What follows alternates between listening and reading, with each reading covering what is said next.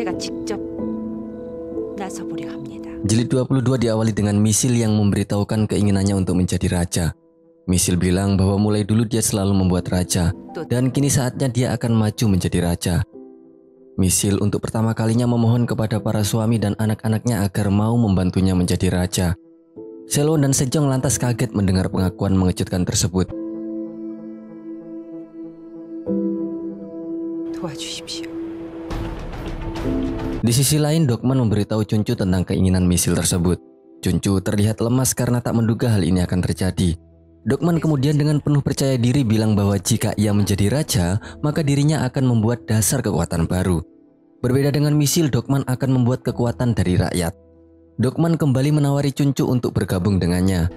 Namun tetap saja Chuncu dengan kepintarannya masih jual mahal terhadap bibinya itu. 내가 맡아주마. Dokman lalu menemui Yusin dan Bidam. Yusin bertanya apa Chuncu mau bergabung. Dokman menjawab bahwa Chuncu masih ragu-ragu dan sementara belum memutuskan. Dokman lalu menanyakan identitas Parmin kepada Bidam. Bidam mengatakan bahwa Parmin adalah orang yang luar biasa. Dia mempunyai koneksi yang luas di berbagai daerah termasuk Baekje, Goguryeo ataupun Tiongkok. 신라의 경우에도 개개 귀족들이나 토호들의 개인신, 그러니까 스승님께서도 일을 맡기신 듯하고요. Mendengar itu, Dokman lantas berniat akan menjadikan Parmin sebagai bawahannya.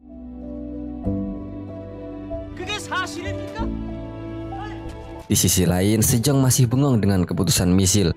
Sejong beranggapan bahwa wanita seperti Misil bagaimana bisa membuat para pria jatuh sejatuh-jatuhnya. 예주는 진정 나쁜 사람일세.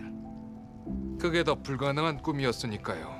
Awalnya mereka terus bertanya-tanya bagaimana cara membuat Misil menjadi raja. Namun karena mereka ini sudah tahu kekuatan Misil sudah lama, oleh karenanya mereka kompak dan akan mendukung Misil ke tingkat itu. 세상이 다 아는 일이지만. Obrolan mereka berlanjut di ruangan.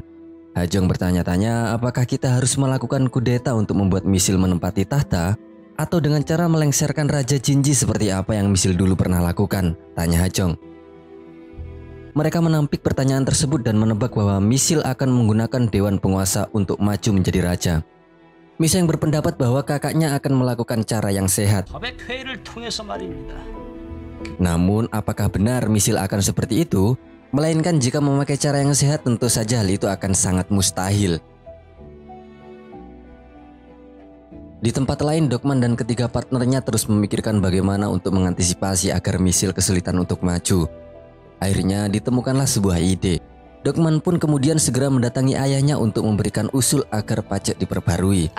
Intinya pajak tersebut adalah bertujuan untuk meringankan para petani dan membebani para bangsawan tingkat tinggi. Dokman melakukan itu untuk menarik kepercayaan rakyat agar semakin percaya kepada tahta. Dokman juga mengungkapkan bahwa dia melakukan itu untuk menghindari Misil akan merebut tahta. 그게 무슨 말씀이십니까? Mendengar Misil akan merebut tahta, tentu saja yang mendengarkan perkataan Dokman pun lantas kaget. 직접 도전하려 합니다.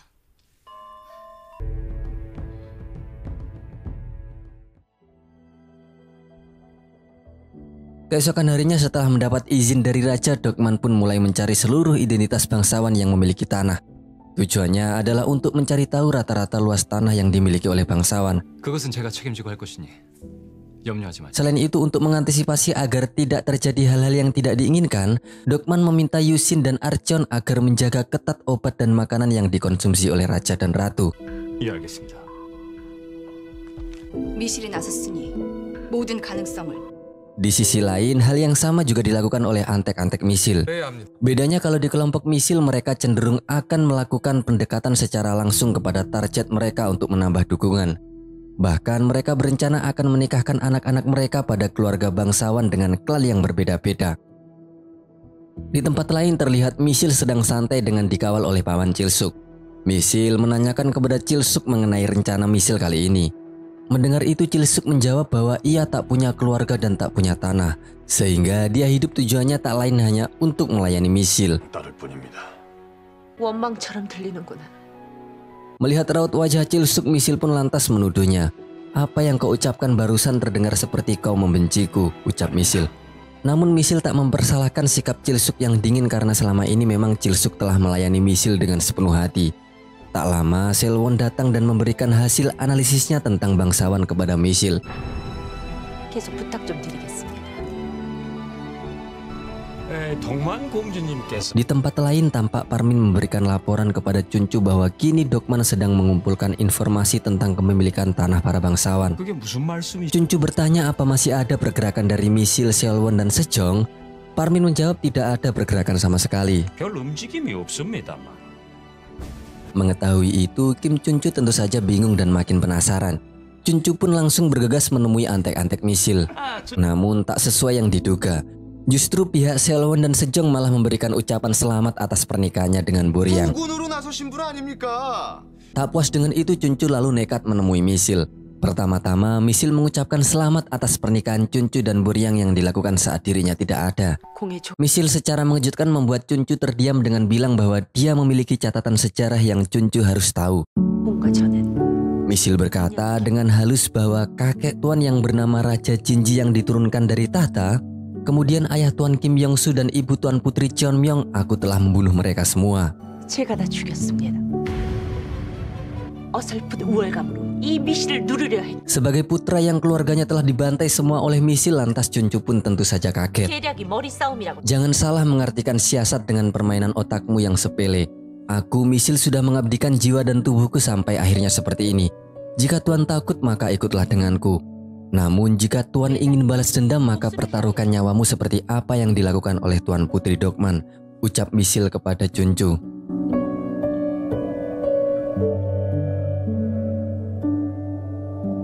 Setelah itu Chuncu hendak pergi ke makam ibunya.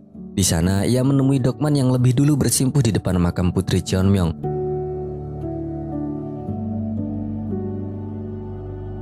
Chuncu pun hendak keluar namun Dokman menghampirinya. Dokman dengan rendah hati bilang bahwa ia melakukan rencananya kali ini karena meniru cara apa yang telah Chuncu lakukan. Ya, dia ingin sekali lagi memecah belah bangsawan dari antek-antek misil. Dokman memohon kepada Chuncu agar membantunya kali ini. 네가 있어야 해. Dokman berkata bahwa dia ingin balas dendam kepada misil dan ingin merubah negara Silla yang menurutnya sekarang ini sangatlah konyol. 같이. Di tempat lain, Yusin mendatangi tempat pembuatan obat herbal untuk raja. Yusin menginstruksikan bahwa mulai hari ini yang meracik obat untuk raja adalah Sohwa. Tidak hanya itu, Yusin juga meminta ibunya mulai hari ini agar menjadi pengawas makanan sang raja dan mencicipi makanan terlebih dahulu sebelum dimakan oleh raja. Hal seperti itu dilakukan Yusin untuk mengantisipasi takutnya pihak misil akan melakukan hal yang tidak diinginkan. Ratu memuji seraya mengungkapkan bahwa dirinya kini merasa aman memiliki sesosok Dokman dan Yusin di istana. 덕만과 유신, 너희가 있으면 항상 든든하고. 오셨습니까? Singkat cerita, keesokan harinya pun tiba. Dokman mengungkapkan bahwa Chuncu masih belum mengalah dengannya. Yusin dengan penuh percaya diri meminta Dokman agar memberi Chuncu waktu untuk berpikir. 기다리십시오. Dokman kemudian berdiskusi dengan para bawahannya. Kali ini mereka akan memberikan standar pajak untuk pemilik tanah. Namun tak lama kemudian, 춘추고. ya, di sela-sela itu tiba-tiba Kim Chuncu datang bergabung. Kedatangan Chuncu ingin memberikan pengetahuannya guna untuk menyempurnakan rencana Dokman kali ini. 찬성하는 자와 Kim Chuncu bilang bahwa rencana ini untuk mendukung Tuan Putri agar memperoleh banyak dukungan. Oleh karenanya, Chuncu menasihati agar mereka benar-benar mempertimbangkan apa bangsawan akan berada di pihak kita atau justru malah netral. Dokman Bidam dan yang lainnya tentu saja sangat senang. Saat istirahat, Dokman menghampiri Kim Chuncu yang sedang melamun. Chuncu bertanya apakah bibinya mau menerima Chuncu dengan segala kekurangannya. 저의 독까지 Dokman menjawab bahwa tidak hanya Chuncu, bahkan semuanya telah dirangkul Dokman dengan segala kekurangannya. 야망, Tentunya hal itu demi harapan dan impian kerajaan Silla. 날 만들어줄 것이다. Dokman juga memberikan jaminan jika mimpinya terlalu kecil untuk Chuncu maka Chuncu bebas untuk pergi kapan saja. Chuncu terdiam dan bertanya apakah Tuan Putri bisa mengalahkannya. Dengan terisak karena baru saja mendengar kenyataan pahit bahwa keluarganya telah dibantai oleh misil, Chuncu berharap agar bibinya itu bisa membalaskan dendamnya. 우리 어머니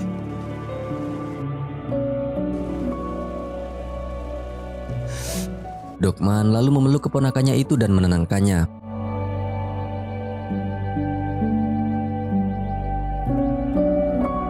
Setelah itu mereka lanjut berdiskusi. Akhirnya diperoleh kesepakatan bahwa setiap bangsawan yang memiliki tanah 7,2 hektar maka harus membayar pajak lebih. 됐습니다. Dokman lalu berniat akan mengumumkan standar itu kepada para pejabat. 내일 편전회의입니다. Keesokan harinya lalu diadakan pertemuan. 귀족 Mula-mula Dokman menentang keras sistem kerajaan yang selalu memungut pajak yang sama kepada setiap golongan. Mulai hari ini Dokman ingin setiap pejabat yang memiliki tanah lebih dari 7,2 hektar maka akan diberi pajak tambahan. 자들에겐 Dokman pun kemudian mulai membacakan standar pajak ke hadapan para pejabat. Pemilik tanah 7,2 hektar akan dikenakan pajak 60%. Untuk 10-11 hektar akan dikenakan pajak 70%. 칠할 Untuk 12 hingga 17 hektar akan dikenai 80%. Semua pejabat yang merasa punya banyak tanah akhirnya mulai kebakaran jenggot. Sebaliknya, jika pemilik lahan kurang dari 7,2 hektar akan dikurangi 50-30% dari pajak. Semakin sedikit luas tanah yang dimiliki akan semakin sedikit juga pungutan pajaknya, tegas Dokman. 예. Raja menambahkan bahwa beliau ingin mengesahkan pembaruan pajak tersebut melalui Dewan Penguasa. Mendengar itu, para pejabat ada yang menentang dan ada juga yang senang.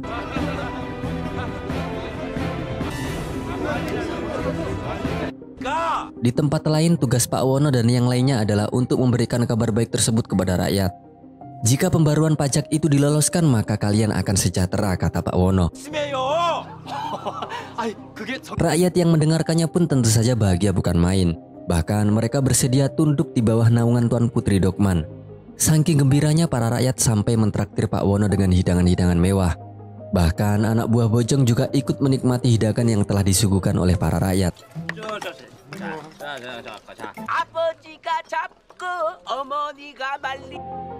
Sementara Misaeng terlihat kesal dengan undang-undang baru yang diajukan oleh Dokman. Menurut mereka, hal ini akan memicu perpecahan antara bangsawan level tinggi dan level rendah. Misaeng mengatakan bahwa metode Tuan Putri ini sama seperti apa yang Buryang lakukan dulu. Chalwon memuji kecerdasan Dokman yang makin hari makin hebat saja. Di tempat lain, Bojong dan bawahannya tengah berkumpul dan membahas tentang rencana Dokman barusan. Ada yang setuju, ada juga yang tidak. Mendadak Sugiono setuju dengan pendapat Dokman karena memang Sugiono adalah bangsawan kelas menengah yang butuh pengurangan pajak. Bojong melihat warang-warangnya dan menyimpulkan bahwa mereka sudah mulai mengindikasikan perpecahan.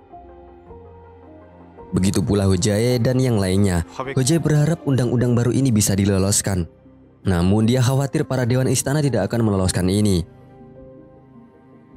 Malamnya Hojae dan Piltan lengkap dengan bangsawan menghampiri Sejong. Hojae berkata bahwa ia berharap undang-undang ini diloloskan.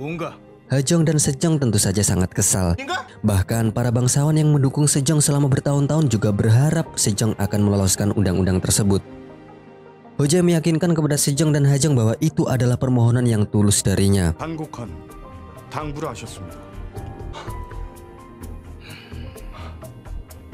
Di tempat lain, Kim Yong Chun mengatakan kepada Raja bahwa kini kedua belah pihak bangsawan mulai terlihat terpecah. Raja mengungkapkan bahwa Dokman sebenarnya berharap agar pembaruan pajaknya tak diloloskan. Ratu bertanya mengapa. 허면 Kim Yong Chun menambahkan percuma voting dilakukan oleh Dewan Istana. Di istana ini yang pro dengan Dokman hanya 2 saja, yaitu dirinya dan Kim Yun. Sedangkan 8 lainnya adalah pejabat tingkat tinggi di bawah naungan misil. Akhirnya dapat diambil kesimpulan Dokman memang sengaja ingin rakyat dan bangsawan kelas menengah tersiksa lebih dulu karena melihat Dewan Istana di bawah misil tidak menyetujuinya. Dan dengan begitu akan ada perpecahan dari yang awalnya mendukung misil maka akan beralih ke Dokman. Sementara misil yang kala itu mengadakan pertemuan, dia dibuat bingung dengan para bangsawan terdekat mereka yang kini mulai memihak kepada Dokman. Bahkan Chalwon juga melaporkan selama ia bertemu para bangsawan, hal yang pertama dipertanyakan adalah undang-undang tersebut. Misil berpikir bahwa jika antek-anteknya menentang undang-undang tersebut, maka dirinya akan menjadi sasaran kemarahan para rakyat hingga bangsawan. Oleh karenanya, Misil ingin para bawahnya agar menyetujui undang-undang tersebut agar mereka tak menjadi sasaran kebencian. 찬성표를 던지시지요. Hajong tentu saja protes dan mempertanyakan kenapa kita melakukan sesuatu yang dapat merugikan kita. Tak menjawab apa-apa, Misil menyuruh agar antek-anteknya mengirimkan surat rahasia kepada para bangsawan yang dekat dengan mereka. Misil menyuruh agar para bangsawan yang menerima surat tersebut harus segera memutuskan jawaban maksimal sampai jam 1 dini hari. 서찰들을 전하세요.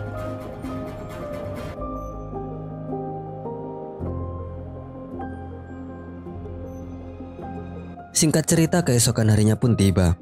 Akan dilakukan voting untuk melihat hasil tentang undang-undang baru apakah diloloskan atau tidak. Sejong lalu meminta 10 dewan untuk melemparkan papan untuk membuat keputusan. Mengejutkan, 9 dewan setuju dan 1 dewan menolak. Sesuai dengan tradisi kerajaan tentang kebulatan suara, maka dengan ini amandemen pembaruan pajak ditolak, kata Sejong. 부결되었음을 공표합니다. Oke, sedikit pembahasan tentang pemilihan kebulatan suara. Kenapa suara 1 diambil sedangkan 9 diabaikan? Ya karena zaman dulu sistem pemilihannya masih menggunakan suara bulat atau lebih gampangnya keutuhan suara. Jadi jika ada 1 saja yang menolak, maka yang 9 mendukung tadi tidak diambil. Alasannya ya karena tidak menghasilkan sebuah keutuhan suara. Akibat itu, antek-antek misil yang mengetahui bahwa Kim Yun dan Yong Chun pasti memilih setuju, oleh karenanya mereka juga memilih setuju dan menyisakan 1 orang untuk menolak. Kurang lebih seperti itu. Gimana pendapat kalian? Bisa ditulis di komentar ya. 부결. Yusin curiga misil telah menghindari murka para bangsawan dan rakyat dengan cara memanipulasi suara. 원성을 사지 않게 한 Dokman lalu gelisah karena memang dia tak menginginkan hasil seperti ini. Merasa tak puas, Dokman pun lantas mengajukan persyaratan lagi. 다시 발의합니다. Sejong melarang Dokman karena hasil suara bulat sudah menjadi tradisi kerajaan sejak 700 tahun yang lalu. 안건이 아닙니다. Namun Dokman tidak mempermasalahkan itu. Dia ingin suara diambil dari mayoritas yang memilih dan bukan dari suara bulat. 맞습니다. Menurut Dokman, Hwarang dan hukum kementerian kita disahkan oleh suara mayoritas. Lalu mengapa giliran pemilihan yang melibatkan dewan penguasa kok selalu mengambil suara bulat? Kalau gini terus kerajaan tak akan maju-maju, tegas Dokman. 한국의 발전을 저해하는 것은 물론이요. 발의합니다. 옳소! Semua warga dan rakyat menyetujui usulan Dokman tersebut. Akhirnya diadakannya lagi pemungutan suara sesuai usulan Dokman, yaitu mengambil suara mayoritas terbanyak. Saat dilakukan untuk yang kedua kali, hasilnya 2 menyetujui dan 8 menolak. Yang 2 ini adalah Kim Yun dan Yong Chun, dan yang 8 ini adalah antek-antek misil. Dengan hasil suara mayoritas tersebut tetap saja undang-undang ditolak. Dokman memang tak puas dengan hasil tersebut, namun dia memiliki tujuan lain tentunya. Kini antek-antek misil sudah didapati menolak pembaruan pajak tersebut. Setelah itu perdebatan muncul antara bangsawan kelas atas dan kelas bawah. Tidak hanya itu, Hwarang yang keluarganya dari kalangan bawah juga tampak menyesalinya. 이야기는 그게 아니잖아. 온당한 것인가?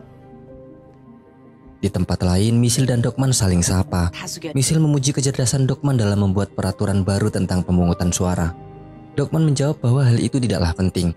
Yang terpenting adalah bahwa dewan penguasa saat ini tak cocok untuk sila. 대규 Mendengar itu, Misil pun lalu bilang bahwa sudah sangat bagus usulan Dokman diterima. Jika suara mayoritas digunakan untuk mengeluarkan tuan putri dalam urusan negara, bagaimana? Apa bukan senjata makan tuan namanya? Tanya Misil. 6명의 테드망 찬성하면 Dokman terdiam karena mendengar ucapan Misil yang seolah mengindikasikan dirinya akan melakukan sesuatu. Di luar, tampak Park menanyakan tentang pengajuan undang-undang yang menurutnya sangat bagus jika diloloskan. Sugiura yang sebenarnya berasal dari bangsawan kecil tetap bersikeras mendukung Misil dan beranggapan bahwa itu strategi Dokman untuk memecah belah Misil dari para bangsawan.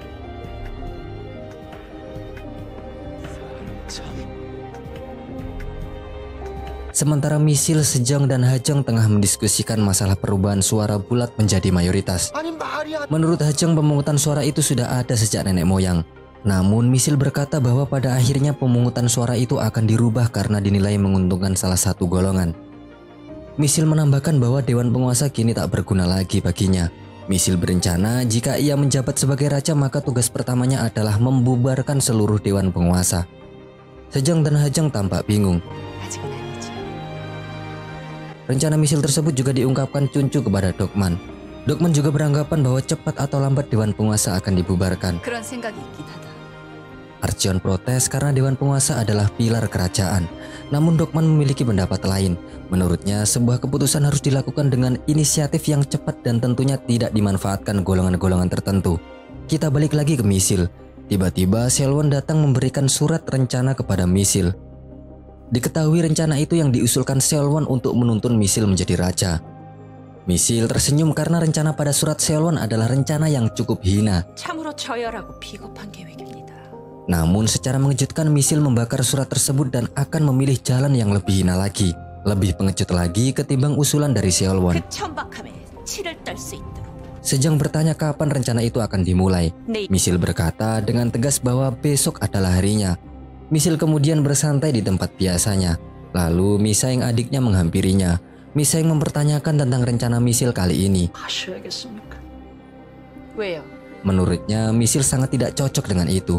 Misil bertanya kepada Misaeng apakah dirinya tak setuju. 님께서는 Misaeng mengatakan bahwa rencana Misil kali ini akan mengurangi prestasi-prestasi Misil sebelumnya. 역사 속에서 빛날 것이라 믿고 있습니다. Misil lalu berdiri dan mengatakan kepada adiknya bahwa ia sesekali perlu bertindak keluar dari prinsip kebenaran. Tindakan Misil seperti itu tak lain karena Misil terinspirasi dari cinta Saddam kepadanya. Yang mana ketika itu tujuan Saddam adalah Misil. Namun karena Misil menikah dengan Sejong maka Saddam pun pergi dari dunianya. Oleh karenanya Misil akan meninggalkan dunianya jika harapan itu tak pasti. 왜 이제와 그러시는 것입니까? 사다음을 연모하던 마음과 비슷. Di tempat lain, Dokman tampak heran dengan ayah dari Hwarang Piltan yang ingin bertemu dengannya. Ayah Hwarang Piltan ini bernama Jujin. Mula-mula Jujin berterima kasih karena Dokman memikirkan bangsawan sepertinya. Dokman menjawab bahwa bangsawan semuanya harus tahu bahwa peraturan kerajaan sudah sangat kuno dan perlu dirubah. Dokman lalu meminta agar Jujin selalu mendukung rencananya dalam sebuah perubahan. Jujin lalu menunduk dengan memasang wajah yang sangat mencurigakan. Benar saja, Jujin melaporkan permintaan Dokman tadi kepada Sejong bahwa Tuan Putri ingin memperbarui Dewan Penguasa, kata Jujin kepada Sejong.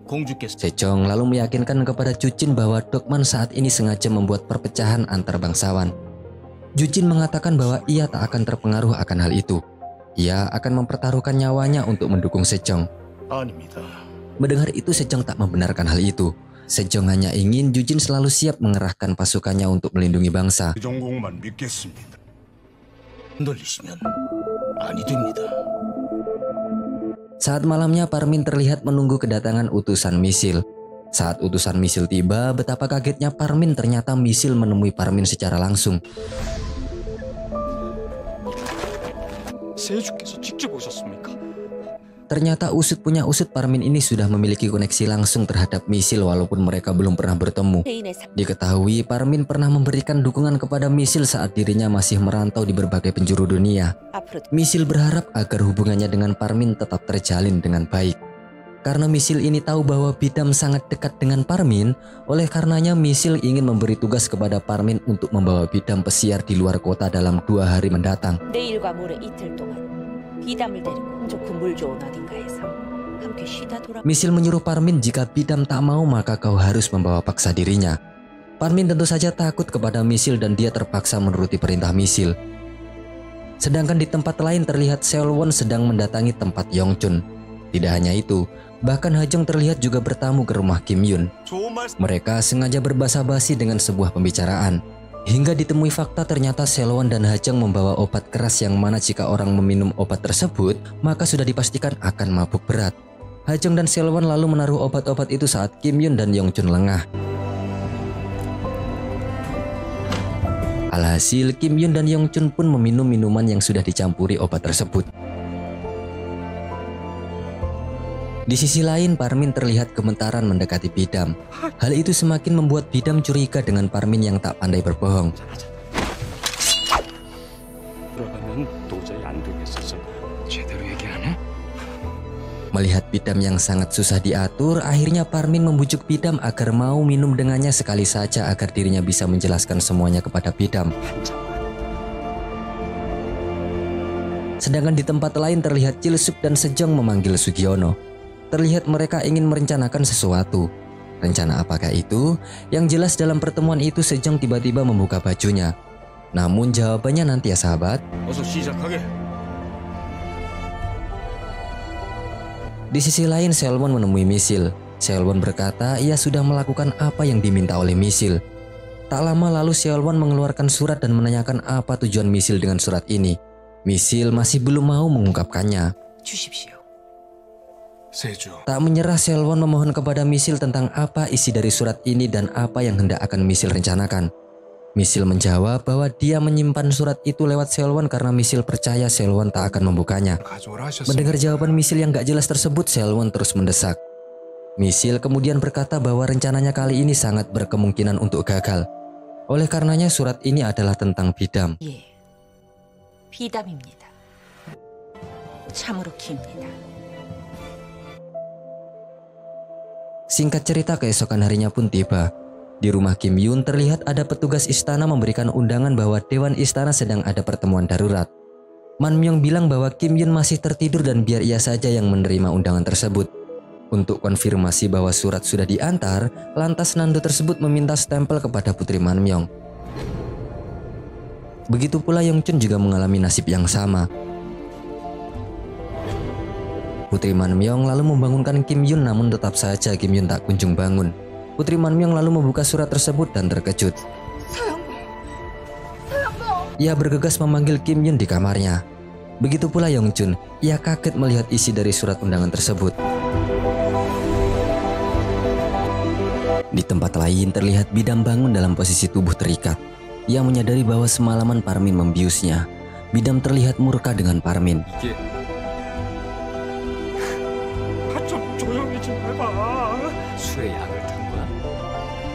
Parmin tak bisa menjawab apa-apa ketika Bidam menanyakan kenapa dia melakukan ini. Sedangkan Kim Yun yang sudah terbangun, ia pun marah membaca surat undangan tersebut. Isi surat tersebut adalah rencana para dewan untuk mengeluarkan Tuan Putri dari urusan pemerintah. Kabar tersebut juga didengar oleh Dokman. Wolya masih berharap Yong Chun dan Kim Yun hadir karena untuk mengeluarkan Tuan Putri para dewan harus menghasilkan kebulatan suara. Mereka nggak sadar kalau Kim Yun dan Yong Chun juga lagi kebingungan karena mereka terjebak dan tak bisa menghadiri acara tersebut. Kim Chun Chu dan Dokman sudah merasakan firasat yang aneh. Di ruang sidang tampak para dewan penguasa tengah berkumpul. Mereka berpura-pura menunggu Kim Yun dan Yong Chun untuk beberapa menit lagi. Setelah lewat waktu rapat, barulah Ha Jong menyuruh dewan agar memulai sidangnya. Tampak pelayan raja heran dengan para dewan penguasa yang nekat akan memulai sidang. Pelayan tersebut kemudian menyuruh dayang-dayang untuk memberitahu utusan raja.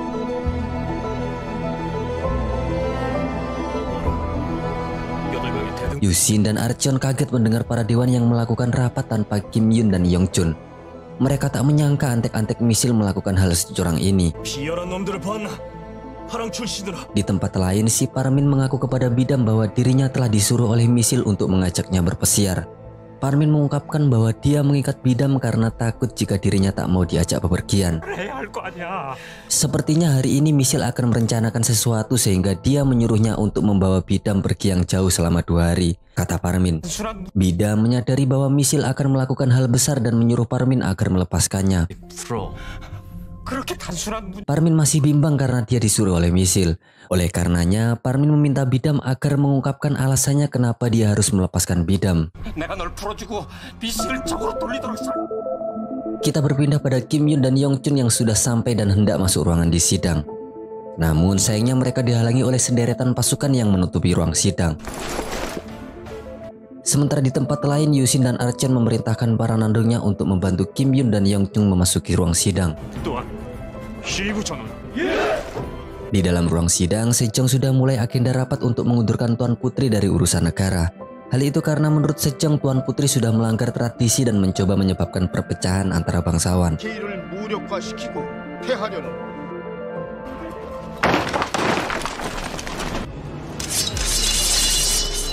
Di luar, para Nando, Archeon, dan Yusin sudah siap masuk di depan kantor dewan. Pertama-tama para Nando tersebut mengacungkan pedang ke hadapan pasukan istana.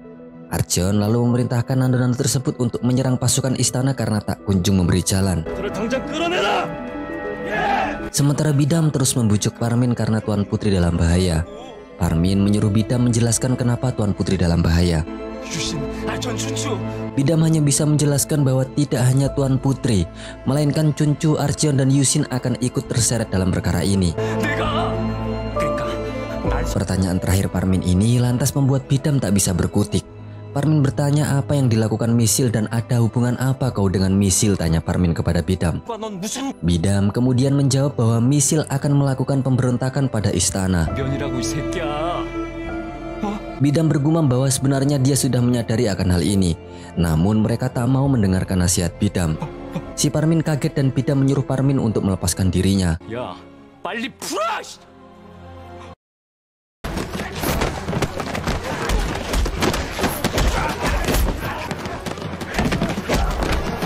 Sementara di istana, para Nando berhasil menghabisi para pasukan istana. Namun sayangnya di luar juga tampak pasukan dari Jucin berjumlah banyak dalam perjalanan menuju istana.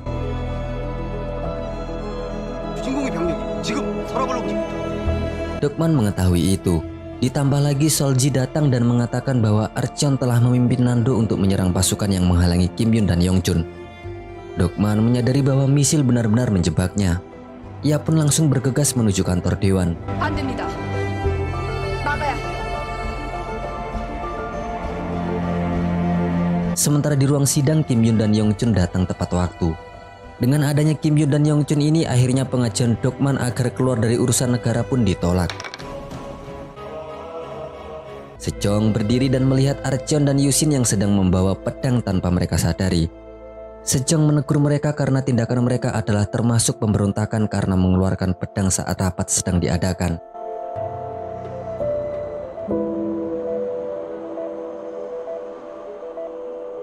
Archeon menjelaskan bahwa dia melakukan ini karena pasukan di luar istana mencoba menghalangi Kim Yun dan Yongchun untuk masuk. Mendengar hal itu, Hajong dengan nada yang tinggi berbicara, "Apa kau melihat para prajurit istana membawa senjata?"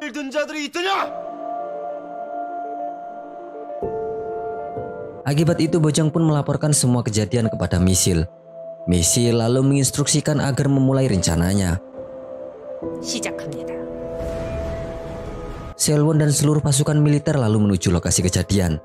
Hingga pasukan militer dan Nando pun sudah sama-sama siap mengacungkan pedang mereka masing-masing.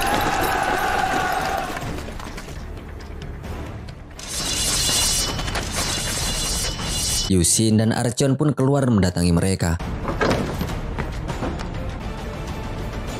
Yusin memohon agar Selwon tak melakukan ini. Archeon kemudian menyuruh Nando-nandonya untuk menurunkan pedang agar mereka tak terlihat seperti pemberontak. Akhirnya kedua pasukan menurunkan pedang mereka masing-masing.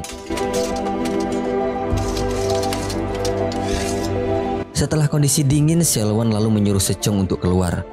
Di saat Sejong hendak keluar, lalu tiba-tiba muncul Nando yang sudah bersiap dengan panahnya bersembunyi di atas genteng. Nando tersebut memanah salah satu huarang dan menyebabkan perkelahian kedua kubu tak terhindarkan.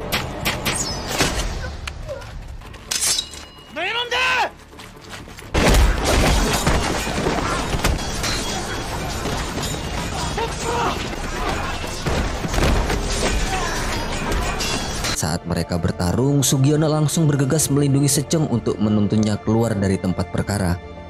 Sugiono lalu mengeluarkan pisau sembari membayangkan kejadian di mana ternyata Sejong memang sudah punya rencana untuk menyuruh Sugiono agar menusuknya saat perkelahian berlangsung.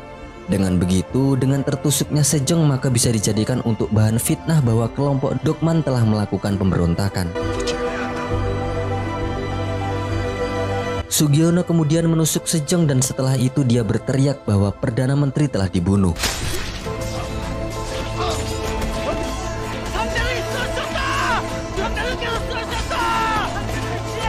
Dokman dan Chuncu yang baru saja tiba harus dikagetkan dengan suara gemuruh bahwa Perdana Menteri telah terbunuh.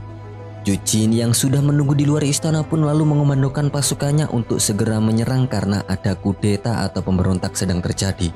Hal itu karena Sejong telah dibunuh, kata Jucin kepada pasukannya. Para pasukan Jucin pun lantas berbondong-bondong memasuki istana.